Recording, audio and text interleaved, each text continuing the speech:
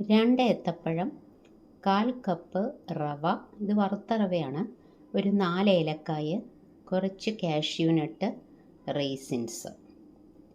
ഇത്രയാണ് ഇവിടെ എടുത്തിരിക്കുന്നത്. ഇനി ഈ പഴം നമുക്കൊന്ന് കട്ട് ചെയ്തെടുക്കണം.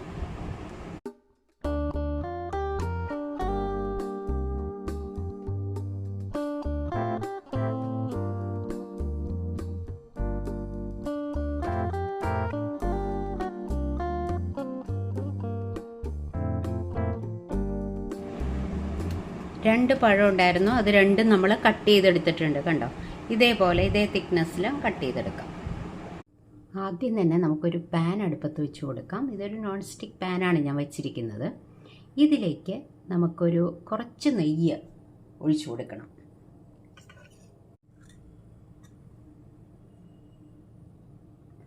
ഒരു ടേബിൾ സ്പൂൺ നെയ്യ് ഒഴിച്ചു കൊടുക്കാം.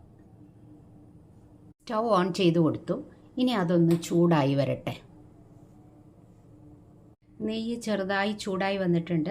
അപ്പോൾ ഇതിലേക്ക് കാഷ്യൂ നട്ട് ഇട്ട് കൊടുത്തു.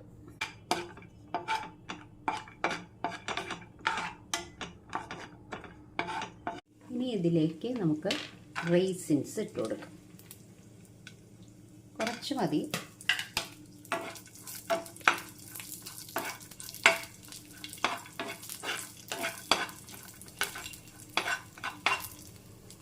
റേസിൻസും നല്ല ബബിൾ പോലൊക്കെ വീർത്ത് വന്നിട്ടുണ്ട്. കാഷ്യൂ നട്ടും റോസ്റ്റ് ആയിട്ടുണ്ട്. അപ്പോൾ നമുക്കിത് കോരി മാറ്റാം. കുറച്ച് നെയ്യുണ്ട് ഇതിനകത്ത്, ഈ പാനിനകത്ത്. അല്പം നെയ്യും കൂടി നമുക്ക് ഒഴിച്ചു കൊടുക്കാം. ഇനി ഇതിലേക്ക് നമ്മൾ എടുത്തു വച്ചിരിക്കുന്ന പഴം കട്ട് ചെയ്ത് വച്ചിരിക്കുന്നത് ഇട്ട് കൊടുക്കാം.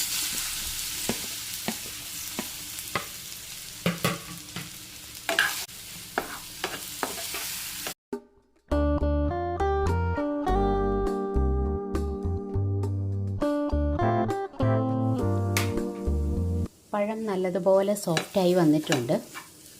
ഇനി നമുക്ക് ഇത് ഈ പാനിൽ നിന്ന് മാറ്റാം.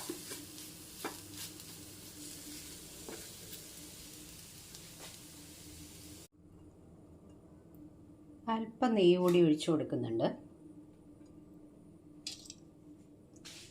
ഇതിലേക്ക് കുറച്ച് റവ, 1/4 കപ്പാണ് എടുത്ത് വെച്ചിരുന്നത്, അതിട്ട് കൊടുത്തു. റവ ഒന്ന് റോസ്റ്റായി വന്നിട്ടുണ്ട്. ഇത് ബ്രൗൺ നിറമൊന്നും ആവേണ്ട ആവശ്യമില്ല. അപ്പോൾ ഇതിലേക്ക് ഞാൻ മധുരം ഒന്നും ഇതുവരെ ചേർത്തിരുന്നില്ല. അപ്പോൾ കുറച്ച് പാലൊഴിക്കുന്നുണ്ട്.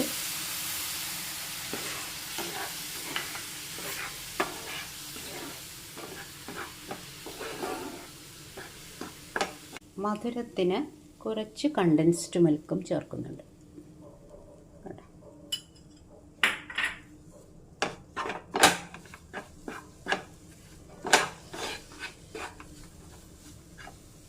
ഇതിലേക്ക് നമ്മൾ ഇത് റോസ്റ്റ് ചെയ്ത് വെച്ചിരുന്ന പഴം ചേർത്തു. നല്ലപോലെ ഒന്ന് മിക്സ് ചെയ്ത് കൊടുക്കണം. പിന്നെ നമ്മളിവിടെ എടുത്തു വെച്ചിരുന്ന കാഷ്യൂ നട്ട്സും റേസിൻസും അതും കൂടെ ഇട്ട് കൊടുക്കും.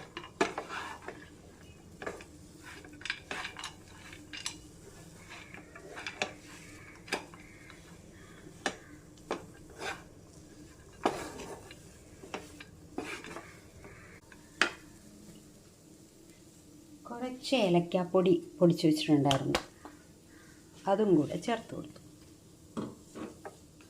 നമുക്ക് സ്റ്റൗ ഓഫ് ചെയ്ത് വയ്ക്കാം.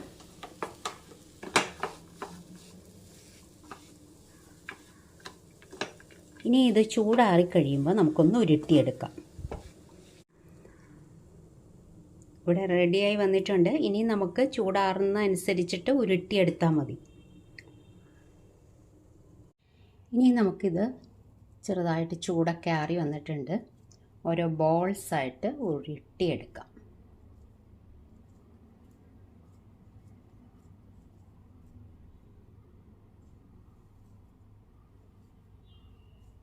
നമുക്കിഷ്ടമുള്ള വലിപ്പത്തിൽ ഉരുട്ടിയെടുക്കാം.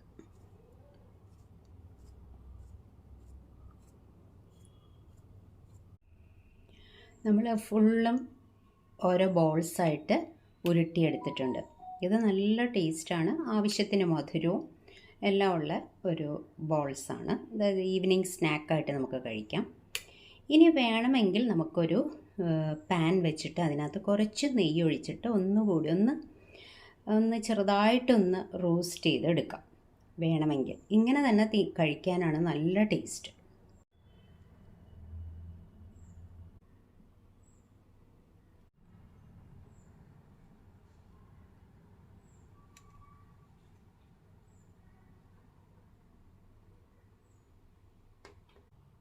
ഇനി നമുക്കൊരു അപ്പച്ചട്ടി ഇവിടെ വെച്ചിട്ടുണ്ട്. അതിലേക്ക് കുറച്ച് നെയ്യ് ഒഴിച്ചു കൊടുക്കാം. അല്പം മതി, ഒരുപാടൊന്നും വേണ്ട. കുറച്ച് നെയ്യ് ഒഴിച്ചു കൊടുക്കാം.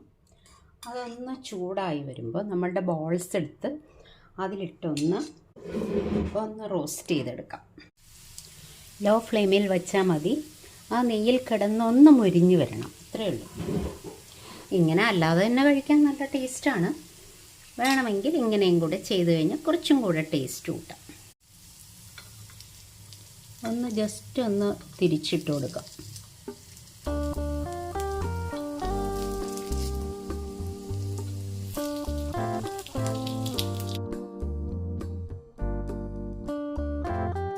നല്ലപോലെ റോസ്റ്റായി വന്നിട്ടുണ്ട്.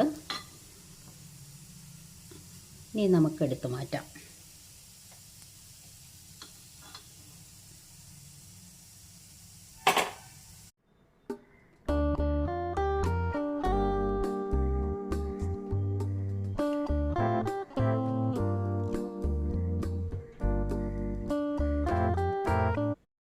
എങ്ങനെയുണ്ട് ഞാൻ ഉണ്ടാക്കിയ ഈവനിങ് സ്നാക്ക്?